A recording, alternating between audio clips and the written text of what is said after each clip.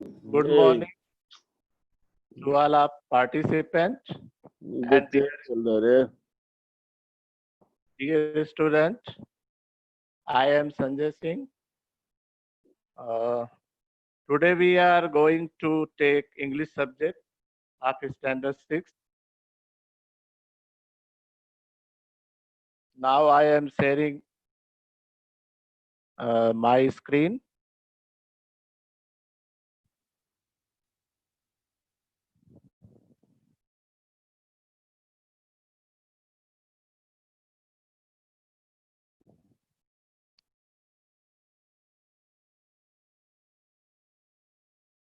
Welcome children in my online class.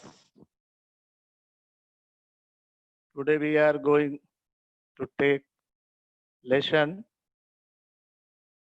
of Standard 6. So you see here carefully. Welcome to my online class. Class 6, subject English, lesson, a letter from Hingoli. Student,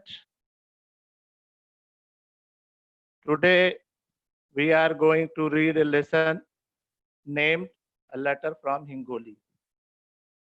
So, I give you some introduction of the lesson.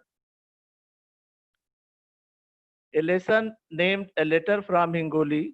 Hingoli is a place where Raman stays. Raman जहाँ रहता था हिंगोली नाम के स्थान पर and he is writing this letter. जो letter आप देख रहे हैं ये लेटर उसने लिखा किसको? To his uncle Sanju mama. Sanju मामा भी आपको पिक्चर में देख रहे हैं और रमन भी दिख रहा है. He has gone to his village Sagroli to spend his summer vacation. Raman जो था वो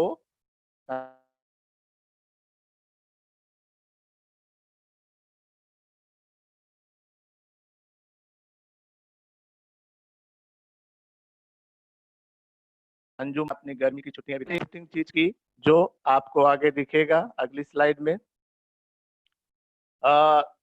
you see this picture. This picture belongs to Sagroli village. और आप देख सकते हैं कि सागरोली विलेज का कितना सुंदर चित्र है. ऐसे ही बहुत सारे जब हम अपने गांव जाते हैं, गांव की यात्रा करते हैं, आप सब भी अपने गांव जाते हैं तो बहुत सारी चीजें, इंटरेस्टिंग चीजें आप करते हैं गांव में और वो सारी यादें आपके मन में रहती हैं. और गांव और शहर में यही अंतर होता है बच्चों. जब हम गांव जाते हैं तो हमें बहुत सुकून महसूस होता है.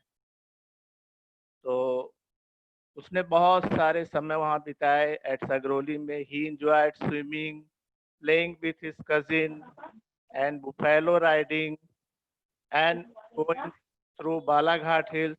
बालाघाट हिल्स पर बहुत ने यात्रा की. रीडिंग बुक्स एट काका जोबास लाइब्रेरी. बच्चों भी all love to visit village. हम सभी गांव जाना पसंद करते हैं, बहुत अच्छा लगता है. Now we are going to read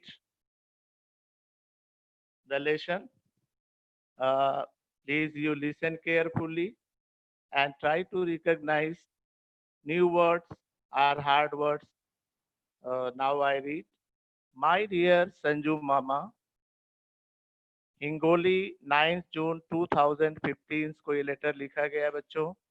my dear Sanju mama, I have reached Hingoli. How wonderful were the days we spent at Sagroli. Unforgettable moments. This summer vacation has added so many colorful memories to my life. Sanju Mama, I really miss Sagroli. At Sagroli, I enjoyed swimming in the Manjra River, playing with Tejas and Avdut on its banks, going on long walks through the Balaghat Hills, riding a buffalo on the way back home. I felt like the king of Sagroli. Second कह रहे हैं कि बच्चों that lunch wow aamras with kurdai papada and kanda bhaji Meera mami is a great cook a master chef. Aji's Srikhand Badi is incomparable. How I enjoyed reading The Bound Balloons of Kishore, Champak, and Kumar in Kaka Joba's library. I am looking forward to my visit to Sagroli next year. Give my regards to Aji, Ajoba, Raju Mama, Shela Mami, Meera Mami, and love the best wishes to Tejas Avdut. Your lovingly, Raman. P.S. I am sending to postal stamps for Tejas and Matchbox for Avdut for their collection. बच्चों अब मैं इसे आपकी मातृभाषा में थोड़ा समझा देता हूँ। ये जो लेटर है, देखो पुराने जमाने में हम लोग पत्र लिखते थे जब हमारे पास मोबाइल्स नहीं हुआ करते थे और मेल्स के साधन नहीं थे, तो हम लोग अपने जो विचार हैं, जो सूचनाएं हैं, वो पत्रों के माध्यम से व्यक्त करते थे। और पत्र लिखना भी एक कला होती है। आज के जमाने में वो कला विलुप्त होती जा रही, इसलिए इस विषय में इंग्लिश में आपको एक पत्र दिया गया है ताकि आप ध्यान दें और पत्र को लिखने की कला भूलें नहीं। माय डियर संजू मामा, मेरे प्रिय संजू मामा। कौन कह रहा है? Who says? रमन। रमन ने ये चिट्ठी कहाँ से लिखी? हिंगोली से। और उसके मामा कहाँ रहते थे? सागरोली में। सागरोली में उसने छुट्टियां बिताई थी। अब जब छुट्टियों से वो लौट कर हिंगोली आया तो उसे सागरोली की बहुत याद आ रही थी और उसने ये पत्र लिखा अपने मामा को 9 जून 2015 को। आई रीच्ड हिंगोली, मैं हिंगोली पहुंच चुका हूँ। How wonderful were the days we spent at Sagroli. वो कह रहा है कितने अच्छे थे वो दिन जो हमने सागरोली में मैंने बिताए। अनफॉरगेटेबल मोमेंट्स, अविस्मरणीय क्षण, यानी जिसको कभी पूरे जीवन में आप भूल नहीं सकते ऐसे क्षण, और ऐसे क्षण कभी कभी आते हैं। This summer vacation has added so many colorful memories to my life. Sanju mama, I really miss Sagroli. वो कह रहा है रमन की इस गर्मी की छुट्टी ने, दिस समर वेकेशन, इस गर्मी की छुट्टी ने had added so many colorful, मेरे जीवन में बहुत सारी रंगीन स्मृतियां, यादें छोड़ी है। Sanju mama, I really miss Sagroli. हमें वास्तव में सागरोली की बहुत याद आती है। बच्चों भी आप सेकंड स्टैंजा देखो, पेज नंबर आपका 10 है अगर बुक देखेंगे आप। At Sagroli I enjoyed swimming. कह रहा जब मैं सागरोली में था तो मैंने वहां पर तैराकी का बहुत आनंद लिया।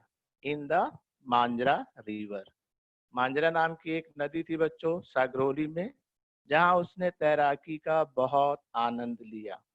प्लेइंग विद तेजस एंड अवधूत, और तेजस और अवधूत जो उसके कजिन्स थे, मामा के लड़के थे, उनके साथ उसने नदी के किनारे बहुत सारे खेल खेले। ऑन इट्स बैंक्स, बैंक्स मतलब नदी का किनारा। And going on long walks through Balaghat, और क्या किया उन्होंने? बालाघाट की पहाड़ियों में बहुत दूर तक यात्रा की। जो नदी से होकर जाता था बालाघाट जो पहाड़ी थी, वहां भी वो लोग घूमने गए और बहुत दूर तक वहां पर यात्रा की। Riding a buffalo on the way back home, जब वो लोग वहां से वापस आ रहे थे, यानी घर लौटते समय, भैंस की सवारी करते हुए। भैंस की सवारी बच्चों गांव में पहले लोग करते थे जब गाय भैंस चराने जाते थे चरागाह में, तो रमन ने भी वही किया। जब वो लौट रहा था वहां से तो भैंस की सवारी करते हुए उसे ऐसा लगा, कैसा लगा? कह रहा है कि I felt like the king of Sagroli.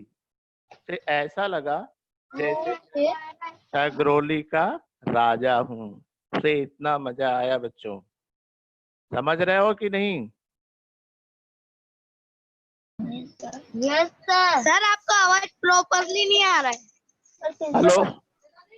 That lunch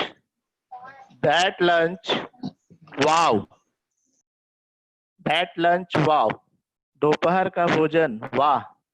lunch मतलब बच्चों दोपहर जो हम भोजन करते हैं, आमरस विथ कुरडई, पापड़ा एंड कांदा भाजी। पापड़ा, कुरडई, कांदा भाजी और उसके साथ आमरस। क्या बात, कितना अच्छा भोजन। Meera mami is great cook.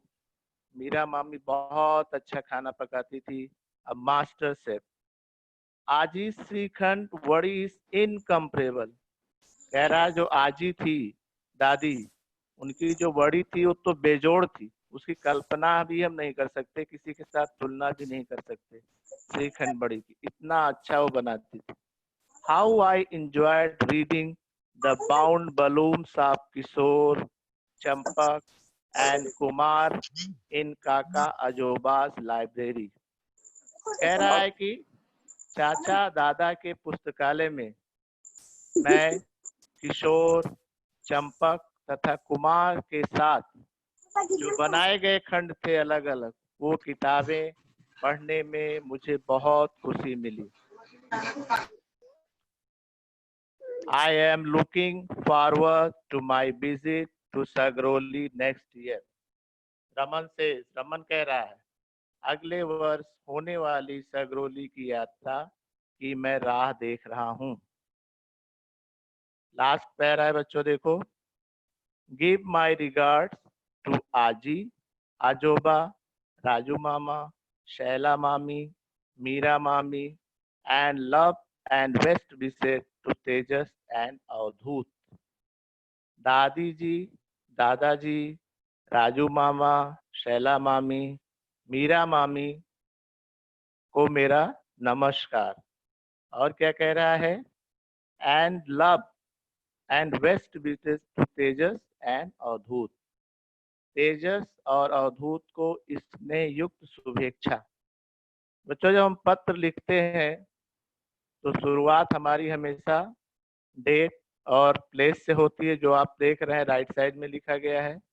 फिर हम एड्रेस करते हैं, किसको लेटर लिख रहे हैं, और लास्ट में जो हम रिगार्ड्स डालते हैं, जैसे हमने उसने बोला कि सबको नमस्कार और स्नेह युक्त शुभेच्छा। और फिर किसने लिखा है? राइट साइड में नीचे की तरफ उसने लिखा योर लविंगली रमन, तुम्हारा प्रिय रमन। उसके नीचे लिखा गया पीएस। पीएस लिखा गया है, पीएस लिखा गया, देखिए अब पीएस लिखा गया है। PS I am sending 2 postal stamps for Tejas and Avdhoot. I am sending 2 postal stamps for Tejas and Avdhoot. तो तेजस और अवधूत के लिए उसने 2 डाक टिकट भेजे और मैच बॉक्स का कवर भेजा अवधूत के लिए। पीएस का मतलब होता है बच्चों पोस्ट स्क्रिप्ट। जब कोई चीज हम भूल जाते हैं पहले लिखने को, तो बाद में जब लिखते हैं तो उसको बोला जाता है पोस्ट स्क्रिप्ट या अनुलेखन, या फिर उसको पश्च लेख भी बोल सकते हैं। ये हमारा लेसन था। अब इसके आगे हम लोग आगे का जो इसमें पॉइंटर्स है वो देखेंगे। पॉइंटर्स में क्या है?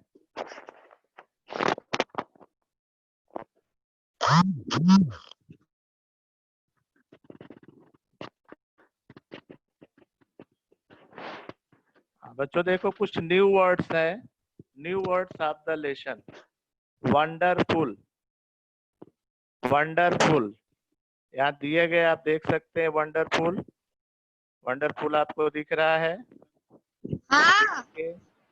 Riding, Yes, lunch, unforgettable, memories, incomparable, library and enjoy.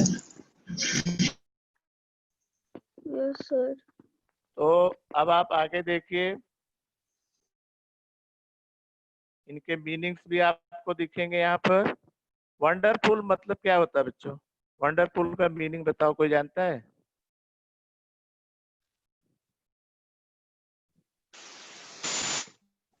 देखो यहाँ पे आया है extremely good, extremely good.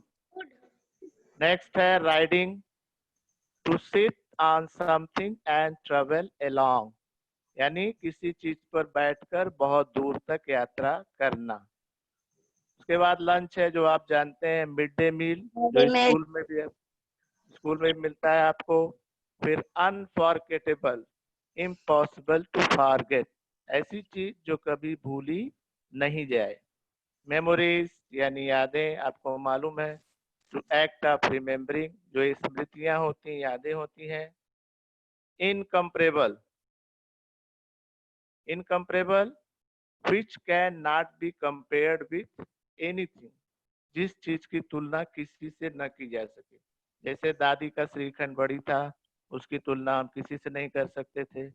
Library आप जानते ही हो, स्कूल में भी लाइब्रेरी होती है। A place where books are available, ऐसा प्लेस जहाँ पर बुक्स अवेलेबल होती हैं, उसको हम लाइब्रेरी कहते हैं। Enjoy, to get pleasure from something, जब हमको किसी चीज से आनंद मिलता है। बच्चों इसकी मीनिंग हम आपको हिंदी में ही बता दे रहे हैं। देखिए आप, ये देखिए, एक्सट्रीमली गुड बहुत अच्छा, राइडिंग सवारी, लंच दोपहर का भोजन, अनफॉरगेटेबल अविस्मरणीय, मेमोरीज स्मृतियां, इनकम्परेबल बेजोड़, लाइब्रेरी पुस्तकालय, इंजॉय आनंद। बच्चों आपको जितने भी हार्ड वर्ड हैं, केयरफुली आप सुन लो, वो सारे हार्ड वर्ड आपको लिखने हैं और याद करने हैं। Now I am going to next pointer. पहला पॉइंटर देखिए, लिखा है answer the following question. Where does Raman live? Where does Raman live? Raman कहाँ रहता है? एनीवन, कोई बता सकता है रमन कहाँ रहता है? बंगाली। Very good. रमन कहाँ रहता है? हिंगोली में। रमन लिव्स, देखो यहाँ पे आंसर आ गया, Raman lives in Hingoli. Very good. Next question क्या है बेटा? Where does Sanju mama live? Sanju मामा कहाँ रहते हैं? Anyone who can tell the answer? कोई बताएगा बेटा आंसर? संजू मामा कहाँ रहते हैं? रामन कहाँ गया था गर्मी की छुट्टियां बिताने? रामन छुट्टियां नानी बिता, के इधर। उस जगह का नाम क्या था बेटा? उस जगह का नाम क्या था? देखिए मैं आपको बता रहा हूँ, संजू मामा लिव्स इन सागरोली। संजू मामा कहाँ रहते हैं? सागरोली में। उसके बाद सगरोली देखिए, में। Yes, name the river in Sagroli. Sagroli में बहने वाली नदी का क्या नाम है? कोई बता सकता है? एनीवन, कोई बताएगा? जिस नदी के किनारे वो खेलता था, जहाँ तैराकी करता था। चलिए बच्चों मैं बताता हूँ आपको, देखिए, the river in Sagroli is Manjra. The river in Sagroli is Manjra. तो सागरोली में जो नदी थी उसका नाम था Manjra. Who has a library? Library किस, पुस्तकालय किस, पुस्तका पुस्तकालय किसका था? Very very good, very good. Kaka Ajoba has a library. Kaka Ajoba has a library. Now last question. If Raman made a list of his relatives at Sagroli, what names would he write? अगर रमन सागरोली के अपने रिश्तेदारों की एक list बनाता है, तो किसका किसका नाम उसमें लिखेगा? आप बता सकते हो किसका किसका नाम लिख सकता है वो? किसका किसका नाम लिखना चाहेगा? राजू मामा, शीला हाँ, मामी, मीरा मामी, excellent, very good very good. ये देखो बेटा आ गया, संजू मामा, दादी जी, दादाजी, राजू मामा, शैला मामी, मीरा मामी, चाचा जी, दादा, तेजस एंड अवधूत, जो कि उसके मैटरनल कजिन थे, यानी ममेरे भाई थे। बच्चों now I am going to pointers में जो सेकंड क्वेश्चन है, now I am going to second question. Please see here, list. ये देखिए, you see the picture, first picture, what are they doing? उस फर्स्ट पिक्चर में क्या कर रहे हैं वो? स्विमिंग। Swimming, very good. तो उन्होंने सागरोली में क्या किया था? अपने कजिन्स के साथ स्विमिंग की थी। उसके बाद देखिए सेकंड पिक्चर में क्या कर रहे हैं वो लोग? वॉकिंग। वॉकिंग, वॉकिंग नहीं कर, हाँ वॉकिंग कर रहे हैं बेटा, वो बालाघाट पहाड़ियों की तरफ जा रहे हैं। Now you see third picture,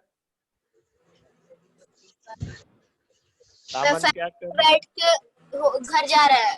हाँ, बुफेलो राइडिंग। जब वो लोग वापस लौटे तो उन्होंने बुफेलो राइडिंग की। ये इंटरेस्टिंग थिंग थी जो रामन ने सागरोली में की। आपका क्वेश्चन भी इससे दूसरा रिलेटेड है। नाउ देखो फोर्थ क्वेश्चन आपका आ गया, इसमें क्या कर रहा है वो? रीडिंग। रीडिंग इन काका अजोबा लाइब्रेरी। तो ये जो चीजें थी, जो आप इंटरेस्टिंग थिंग्स ये देख रहे हैं पिक्चर में, ये उसने कहाँ की थी बच्चों? सागरोली में। सागरोली जब वो अपने मामा के यहाँ गया था, वहां नदी में उसने तैराकी की थी। बालाघाट पे वो लोग बहुत दूर तक घूमने गए थे पहाड़ियों पर, भैंस की सवारी भी की थी, और काका अजोबा की लाइब्रेरी में उसने किताबें भी चंपक, कुमार और किशोर के साथ पढ़ी थी। Now I am going third one. अब देखो ये जो हमने पीछे बताया, इसको मैं लिख के बता रहा हूँ अभी। List the interesting things that Raman did at Sagroli. Raman ने क्या क्या किया? जैसे आपने बताया कि स्विमिंग की, enjoy swimming in the Manjra river, पहली थिंग्स उसने क्या की। दूसरा आपने बताया, देखिए, played with Avdhoot and Tejas on the banks of Manjra river, यानी अवधूत और तेजस के साथ मांजरा नदी के किनारे वो खेलता था। थर्ड वन आपने बताया कि वो घूमने गया था, वॉक करने गया था। देखो, went on Balaghat walks through the Balaghat hills. Fourth one, rode a buffalo on the way back home. जब वो घर लौट रहा था तो वो बुफेलो की सवारी यानी भैंस की सवारी कर रहा था, जब उसे महसूस हो रहा था कि मैं सगरोली का राजा हूँ।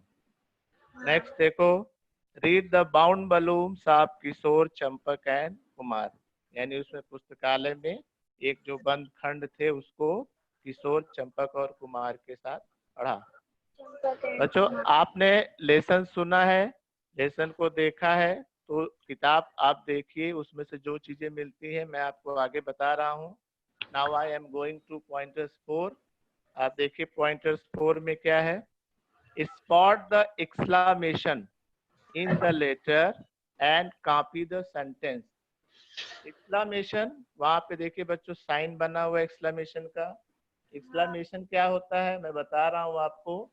टू इंडिकेट स्ट्रॉन्ग फीलिंग और high volume, or to show emphasis and mark exclamation at the end of sentence, जिसको आप हिंदी में बोलते हो विस्मयादिबोधक, विस्मयादिबोधक अव्यय, यानी जिसमें आश्चर्य, हर्ष, शोक और घृणा का भाव आता है उसे हम एक्सक्लेमेशन कहते हैं। और ये आप देख रहे हो, इसमें आपको ये भी दिख रहा है जो इसके चित्र हैं। अभी आप देखो आगे,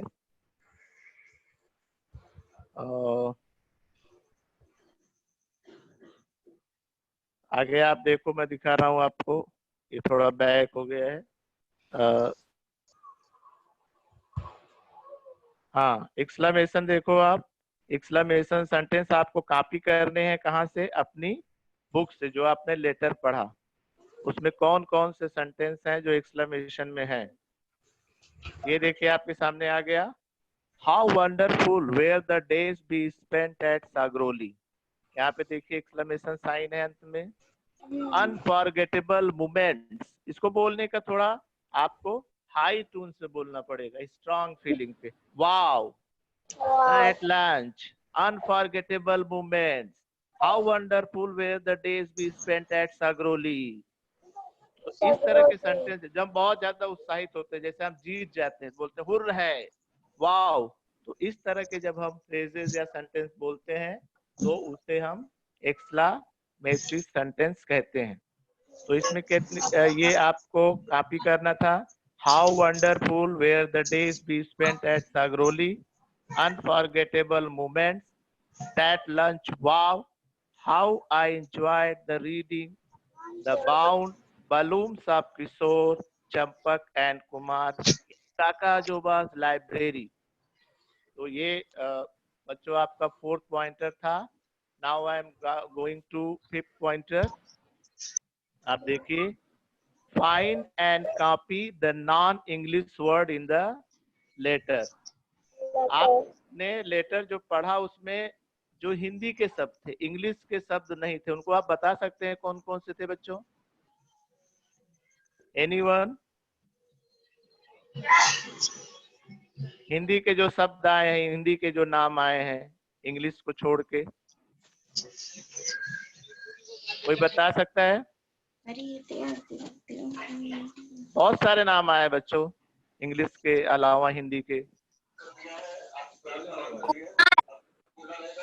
हाँ,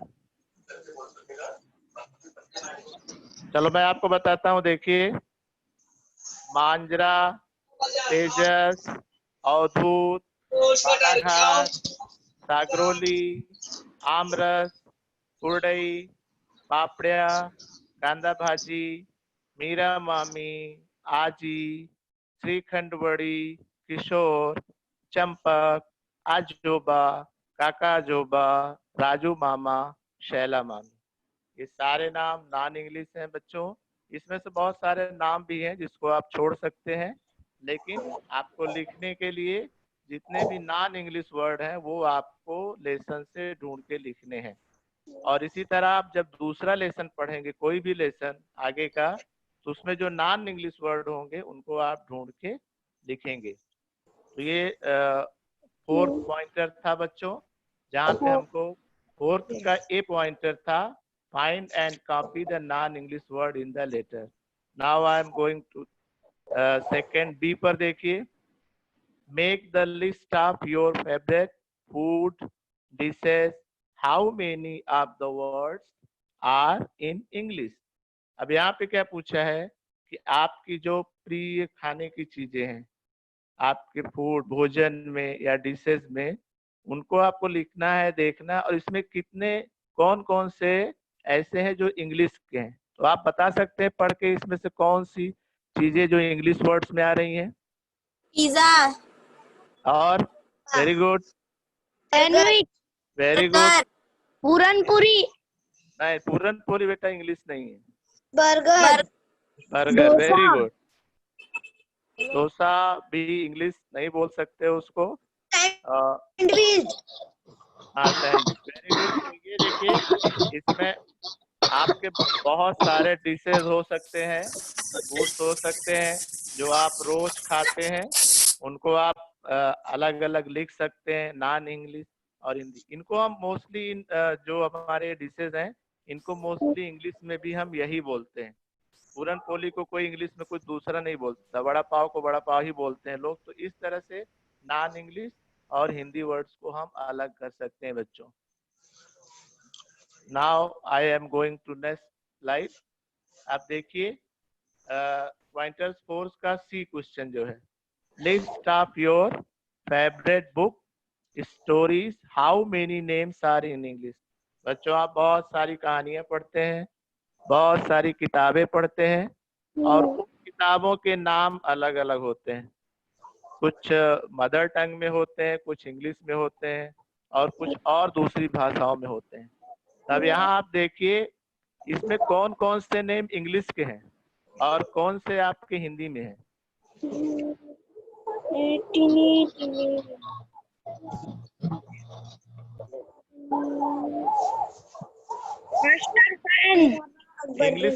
इंग्लिश नेम कौन कौन से हैं? Faster Fene, okay, very good. और beauty space, beauty and beast, very good. और रॉबिन हुड, वेरी गुड।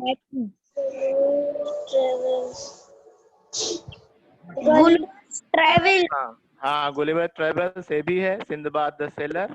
ये राइट साइड में आप जितने भी नाम देख रहे हैं ये इंग्लिश नेम्स हैं और लेफ्ट साइड में श्यामचियाई, गोटिया, टिनटिन, तेनालीरामा, अकबर एंड बीरबल, विक्रम बेताल, ये सब जो किताबों के नाम है ये हिंदी में है। तो ऐसी बहुत सारी किताबें हम पढ़ते हैं तो उनके नाम हम अलग करके लिख सकते हैं। ये एक एक्टिविटी है बच्चों, जब आप किताब पढ़ते हैं, बहुत सारी किताबें आपके सामने आती हैं, तो आप कॉपी में एक लिस्ट बनाओ और उस पर लिखो ये नाम हिंदी में है और ये इंग्लिश में। ऐसी एक लिस्ट पूरी बनाने का, जितनी भी किताबें आप पढ़ते हो। बच्चों आगे चलते हैं। Now I am going to next. अभी देखिए क्वेश्चन नंबर 5 है, find the smaller words hidden in the following words, do not change the order of the letter in the word. यहाँ पे क्या कह रहा है बच्चों, जो शब्द दिए गए हैं उसमें से छोटे छोटे शब्द आपको निकालने हैं जो छुपे हुए हैं बड़े शब्द में, और उनके ऑर्डर चेंज नहीं करने। यानी ऐसा नहीं, जैसे रीच्ड लिखा है, आप देखिए रीच्ड लिखा है सबसे पहले, तो रीच में ऐसा नहीं कि आप डी को पहले कर दो, ऐसा नहीं करना है आपको। आपको ऑर्डर सेम रख के नए वर्ड्स बनाने। जैसे देखिए हमने क्या बनाया रीच से, REACH, रीच, उसके बाद ईच, फिर unforgettable, for get, forget, table, incomparable में इन, कंपेयर, एबल। बच्चों ये ध्यान रखो कि जब आप स्मॉलर वर्ड्स बनाएंगे तो उसकी मीनिंग होनी चाहिए। ऐसा नहीं कि कोई भी लेटर लेके आप कोई भी वर्ड बना दें। तो जो वर्ड्स हम बनाएंगे इनसे, जैसे डेकोरेट दिया गया, rate, decker, age, whenever, never, when, ever, hand, wonderful, one, wonder, on, colorful, color, hour, उसके बाद लविंगली में देखिए लविंग, इन। कोई भी आपको एक भी लेटर अपने पास से नहीं डालना है। बच्चा वीडियो जरा बंद कर दो, वॉइस बंद कर दो बेटा।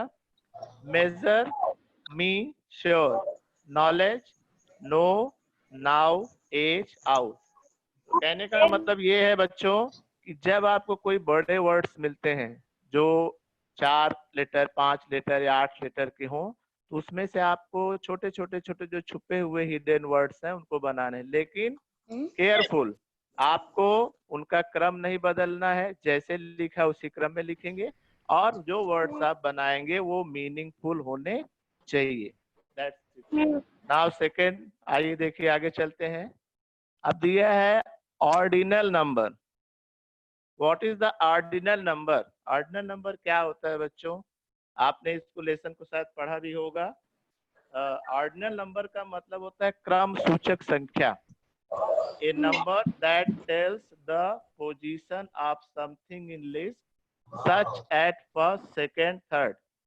जब आप किसी लिस्ट में आपका नाम होता है तो ये इस तरह लिखा जाता है, first, second, third, fourth, fifth, six, seven. अभी आप देखिए, आप जब किसी गेम में कोई टीम जीतती है तो बोलते हैं फर्स्ट आई है, वन कोई नहीं बोलता है, बोलते हैं फर्स्ट आई है, सेकेंड आई है, थर्ड आई है, ऐसा कोई नहीं बोलता वन आई है, टू आई है, थ्री आई है, क्योंकि वो ऑर्डिनल नंबर वो बोलने का तरीका नहीं। जब हम लिस्ट में किसी की क्रम संख्या देखते हैं या कोई बच्चा पास हुआ अच्छे नंबर से तो बोलते हैं fifth rank, sixth rank, seventh rank, कभी ऐसा नहीं बोलते one rank, two rank, three rank. तो ऑर्डिनल नंबर हमें कहाँ यूज होते हैं? जब किसी लिस्ट में हमको पोजीशन देखनी होती है, first, second, third, fourth, fifth, six, seven, eight, nine, इस तरह से। और बच्चों एक चीज ये ध्यान रखो कि केवल 3 नंबर ऐसे हैं। कौन कौन से? देखो बता रहा हूं मैं आपको। Most of ordinal number end with TH. ज्यादा से ज्यादा जो ऑर्डिनल नंबर होते हैं वो टीएच से खत्म होते हैं, केवल फर्स्ट, सेकेंड और थर्ड को छोड़ के, यानी 1 2 3 को छोड़ के जितने भी ऑर्डिनल नंबर रहेंगे, आप देखिए इसमें 20 तक लिखा गया है, सबके अंत में क्या है? टीएच है।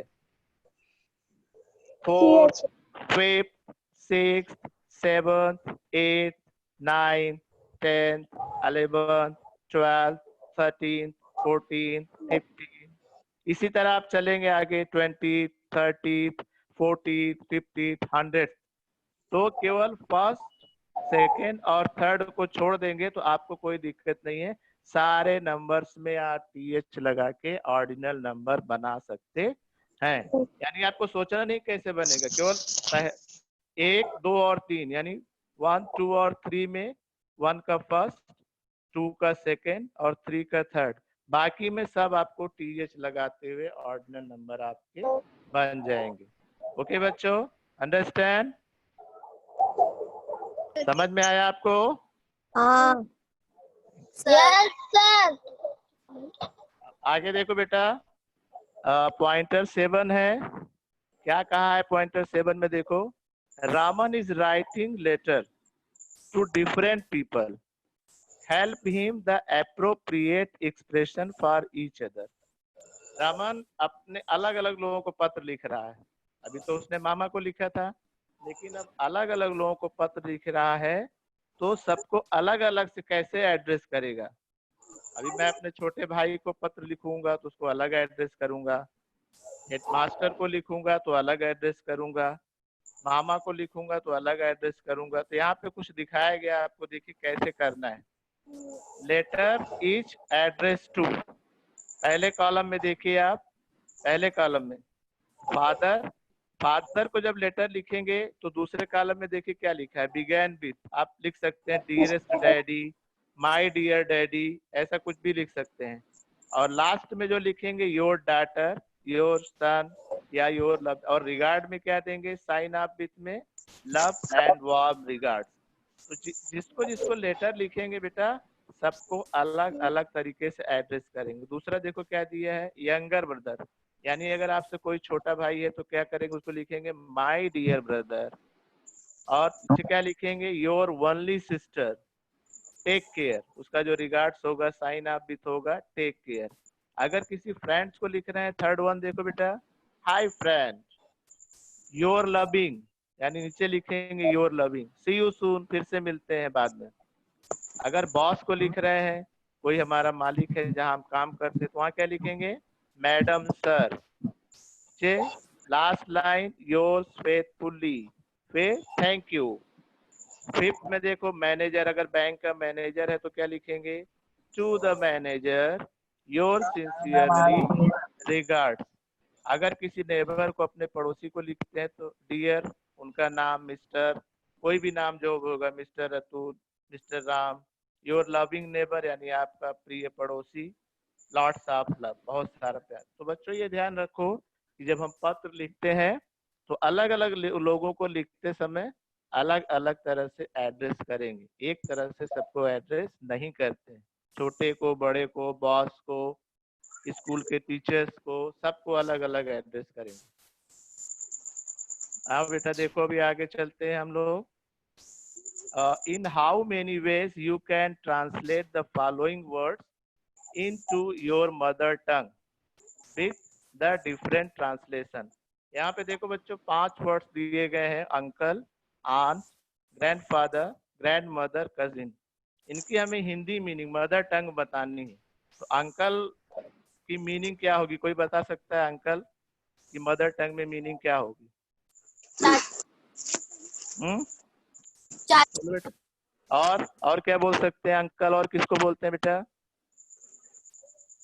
अंकल को, चाचा के अलावा किसको किसको बोलते हैं अंकल? भाई चाचा को, मामा को।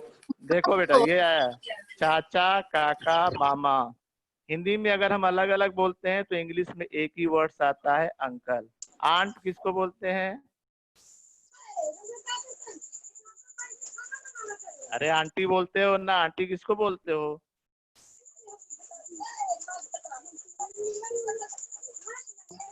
ये देखो चाची, काकी, मामी, मौसी, बुआ, इन सबको आंट बोलते हैं। लिसन केयरफुली, सुनो पहले ध्यान से। आंट में चाची भी आ जाएगी, काकी भी आ जाएगी, मामी, मौसी, बुआ, सब। इंग्लिश में जब बोलेंगे तो सबको आंट ही बोलते हैं, अलग अलग नाम नहीं देते। ग्रैंडफादर, ग्रैंडफादर कौन होता है?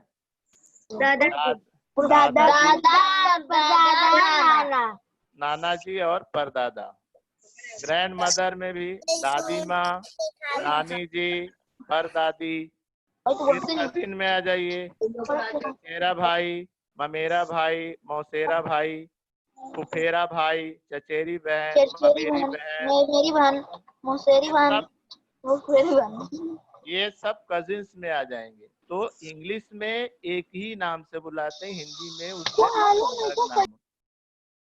नाउ बेटा आगे देखो। I am going write the terms to address your relatives or family. अपने फैमिली और रिलेटिव्स को जब हम एड्रेस करते हैं तो उनको किस किस नाम से बुलाते हैं? ये देखिए, मामी, काकी, मौसी, आजी, मामा, काका, आत्या, आजोबा, दादा, आई, भाजी, तात्या, ताई, बाबा, दादी, अन्ना। तो इस तरह घर के जो हमारे रिलेटिव्स होते हैं उनको हम अलग अलग नामों से पुकारते हैं। बच्चों अब ये जो हमारा लेसन था समाप्त हुआ। बच्चों अब आपको एक लेटर लिखना है अपने मामा को। जो लेटर आपने देखा हिंगोली का उसी तरह से लिखना है, केवल उसमें आपको अपने नाम डाल देने हैं और आपने जो जो गांव में किया है मामा के यहाँ उसके विषय में आपको लिखना है। थैंक यू बच्चों, thank you all of you.